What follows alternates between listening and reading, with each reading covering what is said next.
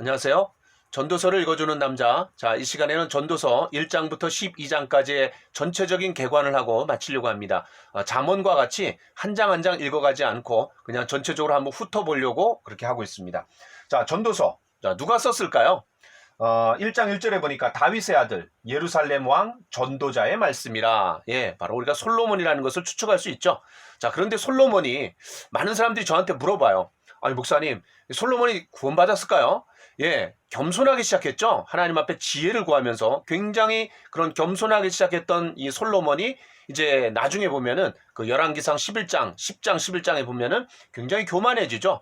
이방 여인들을 많이 불러다가 정략 결혼하고 또 그 이방 여인들이 왔기 때문에 여자만 온 것이 아니라 바로 그들이 섬겼던 우상들도 옴으로 말미암아 이 우상이 들끓었던 그런 시기가 또 공교롭게도 솔로몬 때였습니다. 자, 그러면 이 솔로몬이 어떻게 되었을까? 저는 이 전도서를 통해서, 왜냐하면 이 전도서가 말년에 이 솔로몬 말년에 지은 책이거든요. 자, 이런 거를 보면은 이 솔로몬이 굉장히 하나님 앞에 회개하고 돌아오지 않았나라고 그렇게 이제 생각해 볼 수 있습니다.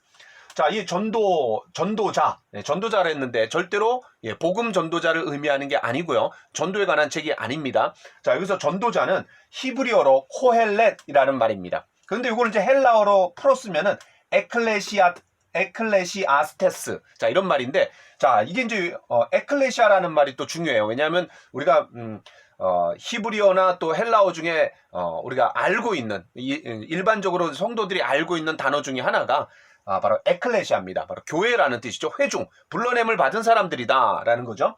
자, 그런데 에클레시아스테스, 그러니까 뭐예요? 바로 회중을 이끄는 사람이다. 그래서 영어 성경에서는 teacher, 그 다음에 preacher, 설교자, 교사, 뭐 이렇게도 이제 표현을 했습니다.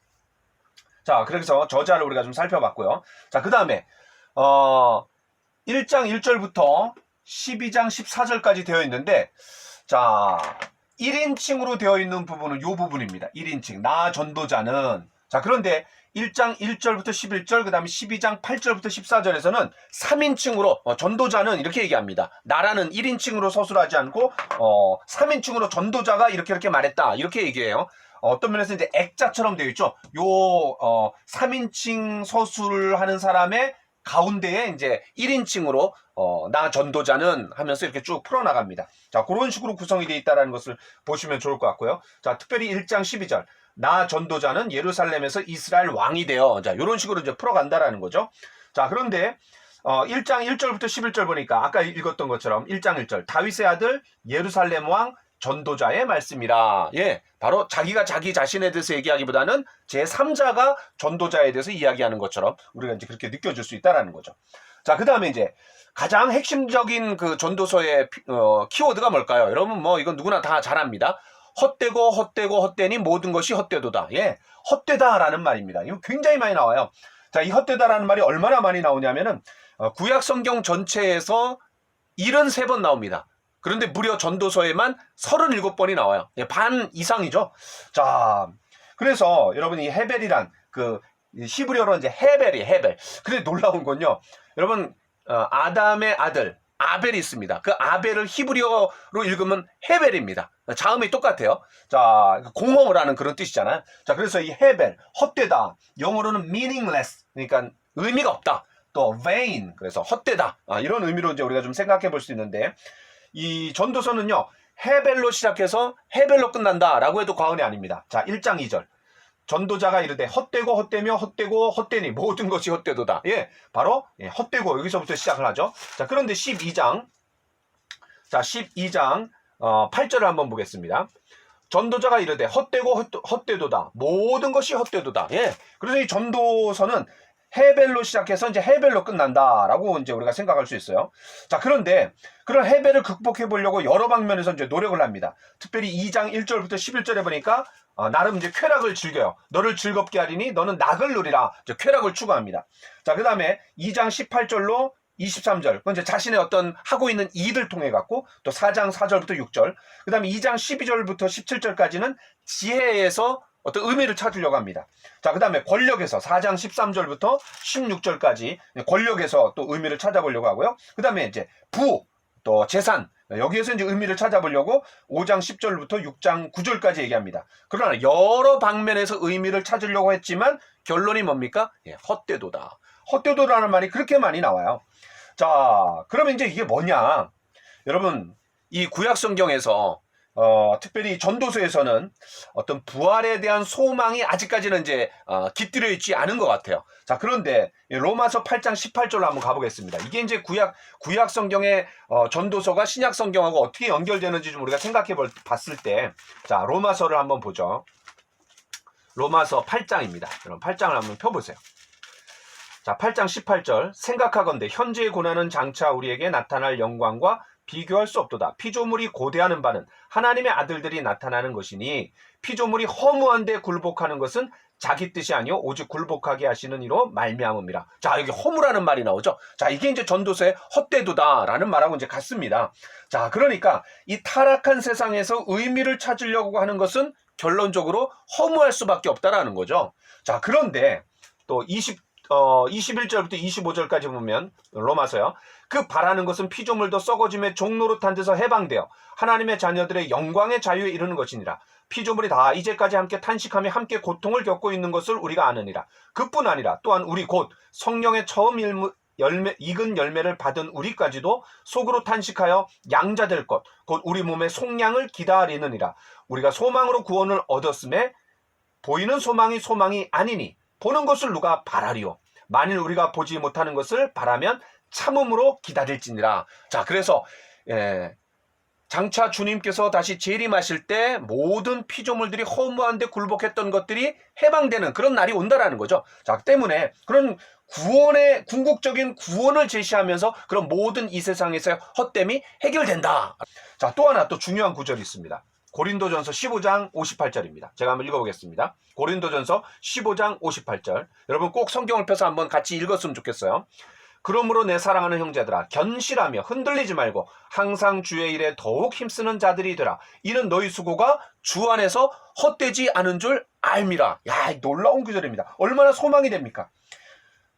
항상 주의 일에 더욱 힘쓰는 자들이 되라. 예, 바로 이 전도서에서는 이 땅에서 우리가 하는 모든 것들이 큰 의미가 없는데 바로 왜냐하면 결국 다 죽게 되지 않느냐. 그렇죠? 자, 그런데 이는 너희 수고가 주 안에서 헛되지 않은 줄 알미라. 여기서 주는 누굽니까? 바로 죽으시고 부활하신 부활로 말미암아 주님으로 인정받으신 예수 그리스도를 말합니다. 때문에 그런 죽음을 이기신 주님 안에서 결국은 우리가 하는 모든 일들이 헛되지 않다라는 거죠. 그리고 하나님이 다 보상해 주신다라는 거죠. 그게 다 나중에 열매로 나타난다라는 거예요. 언제요? 주님이 재림하실 때 결국 우리의 몸이 새롭게 되고 또 우리가 이 땅에서 해왔던 모든 말과 행위들에 대한 보상이 이루어지는 상급이 주어지는 의미가 있다라는 거죠. 주님을 위해서 부활하신 주님을 위해서 일할 때 그것이 가장 의미가 있다라고 이제 발전되고 있다라는 것을 생각해 보면 자, 이 전도서의 말씀이 바로 이 신약 성경의 로마서와 또 고린도전서 우리가 15장 읽었던 이 말씀을 쫙 비춰주는 어떤 빛이 되고 있는 것 같아요. 소망이 되는 거죠. 자, 그다음에 자, 그렇다면 이제 전도서로 다시 돌아와서요. 자, 그러면은 이런 삶의 궁극적인 무의미 속에서 그럼 우리가 뭘 할 수 있느냐? 자, 그럼 모든 게 헛되기 때문에 그냥 무의도식하며 지내야 되느냐? 아무 소망 없이 살아야 되느냐? 자, 그런데 성경에서 이제 이렇게 말합니다. 먹고 마시는 것 같은 그런 소소한 즐거움을 옹호해 줍니다.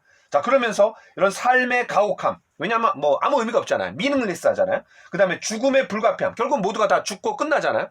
이런 죽음의 불가피함과 삶의 가혹함으로부터 주의를 환기시킬 수 있는 게 뭐냐? 바로 하나님이 주신 선물들이 있다라는 거죠. 자, 그걸 이제 몇 군데 좀 찾아보려고 해요. 여러분 다시 이제 전도서로 가봅시다. 자, 전도서 뭐를 보시냐면 자, 2장 24절 26절. 사람이 먹고 마시며 수고하는 것보다 그의 마음을 더 기쁘게 하는 것은 없나니 내가 이것도 본즉 하나님의 손에서 나오는 것이로다. 아, 먹고 즐기는 일을 누가 나보다 더 해보았느냐? 하나님은 그가 기뻐하시는 자에게서 지혜와 지식과 희락을 주시나 죄인에게는 노고를 주시고 그가 모아 쌓게 하사 하나님을 기뻐하는 자에게 그가 주게 하시지만 이것도 헛되어 바람을 잡는 것이로다. 자, 그래서 먹고 마시는 그런 즐거움, 소소한 즐거움이죠. 자, 3장에 12절부터 14절 한번 보겠습니다. 13절 특별히 사람마다 먹고 마시는 것과 수고함으로 낙을 누리는 것이 그것이 하나님의 선물인 줄도 또한 알았도다. 하나님이 주신 선물로 우리가 먹고 누리는 거죠.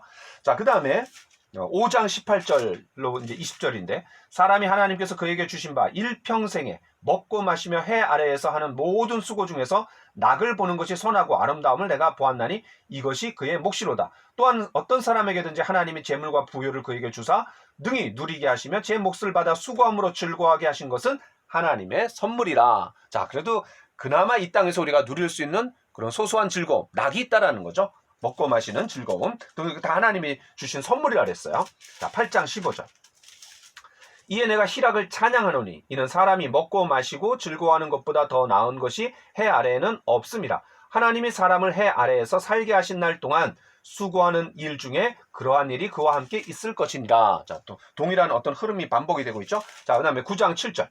너는 가서 기쁨으로 내 음식물을 먹고 즐거운 마음으로 내 포도주를 마실지어다. 이는 하나님이 내가 하는 일들을 벌써 기쁘게 받으셨음이니라. 자, 그래서 한 5번 정도에 걸쳐갖고 이런 먹고 마시는 것 같은 소소한 즐거움을 이제 옹호하고 찬양하는 그런 내용들이 나온다라는 거죠. 자, 그러나 핵심적인 결론이 뭡니까? 핵심적인 결론. 자, 요거는 이제 중요합니다. 자, 여기서 이제 핵심적인 결론은 뭐냐면 요 표현이 중요해요. 자, 너무 중요하니까 별표를 하나 하겠습니다. 자, 해 아래에서. 그 다음에 해 위에서. 제가 쉬어봤어요, 직접. 해 아래에서라는 말이 26번이 나옵니다. 그리고 해 아래에는 이라는 말이 2번 나옵니다. 그러니까 뭐 28번이 해 아래에서 아주 반복적으로 나와요. 특별히 7장과 10장, 11장, 12장 중에 요 3장에서는 안 나오지만 나머지 장에서는 최소한 1번 내지 2번, 3번 막 나옵니다. 자, 그러니까 거의 뭐 모든 장에 해 아래에서라는 말이 나오는 거예요. 그러니까 지금 이 전도자가 보는 관점이 뭐냐면 해 아래의 관점이 있고 해 위의 관점이 있다라는 거예요. 근데 해 아래의 관점은 결국 다 해봤더니 헛되니 모든 것이 헛되도다. 그나마 우리가 즐길 수 있는 소소한 즐거움이 있는데 그거는 먹고 마시는 이것마저도 하나님이 주신 선물이다 라고 이제 얘기를 했어요. 자, 그런데 이 해 아래의 관점이 뭐냐? 결국 헛되다라는 거예요. 헛되다. 그래서 인생의 참된 의미와 목적을 우리가 찾으려면 해 아래의 영역에서는 찾을 수가 없는 거죠. 우리의 마음과 시선을 어디에 둬야 돼요? 해 위로 둬야 되는 거죠. 해 위가 누굽니까? 바로 하나님이 계신 거죠. 때문에 이 땅에서 있는 것들과 관계를 맺는 것이 아니라 해 위에 있는 하나님과 관계를 맺을 때 그것이 가장 행복한 삶이고 복된 삶이다라는 것을 또 이야기해 주는 거죠. 자, 그래서 그런 결론을 이제 12장 11절부터 14절에 이제 이야기해 주고 있습니다. 제가 한번 읽어보겠습니다. 지혜자들의 말씀들은 찌르는 채찍들 같고 회중의 스승들의 말씀들은 잘 박힌 목 같으니 여기 이런 표현이 나오네요. 잘 박힌 목과 같이 하나님 말씀이 우리 가운데 심어지게 해달라고 우리가 이제 그렇게 기도하기도 하잖아요. 다 한 목자가 주신 바이니라. 내 아들아, 또 이것들로부터 경계를 받으라. 많은 책들을 짓는 것은 끝이 없고 많이 공부하는 것은 몸을 피곤하게 하니라. 저도 공부 참 많이 했는데 결국 피곤한 짓입니다. 자, 13절. 일의 결국을 다 들었으니 하나님을 경외하고. 자, 그래서 하나님을 경외해야 된다. 그 다음에 그의 명령들을 지킬자다. 하나님 앞에 굴복하고 순종해야 된다. 이것이 모든 사람의 본분이니라. 이게 이제 해 위를 바라보는 사람의 결론이라고 할 수 있는 거죠.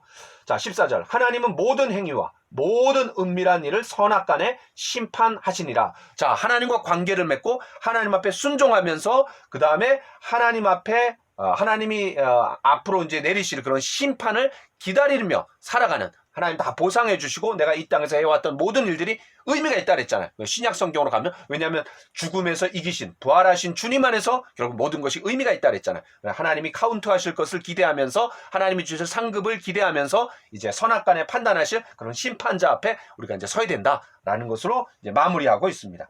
자, 이렇게 이제 전도서 전체적인 개관을 했는데, 요런 흐름을 가지고 여러분들이 1장부터 12장까지 읽어나가시면 아마 곳곳에 숨어있는 그런 보석들을 발견하실 수 있고 전체적인 흐름을 좀 이해하실 수 있을 겁니다.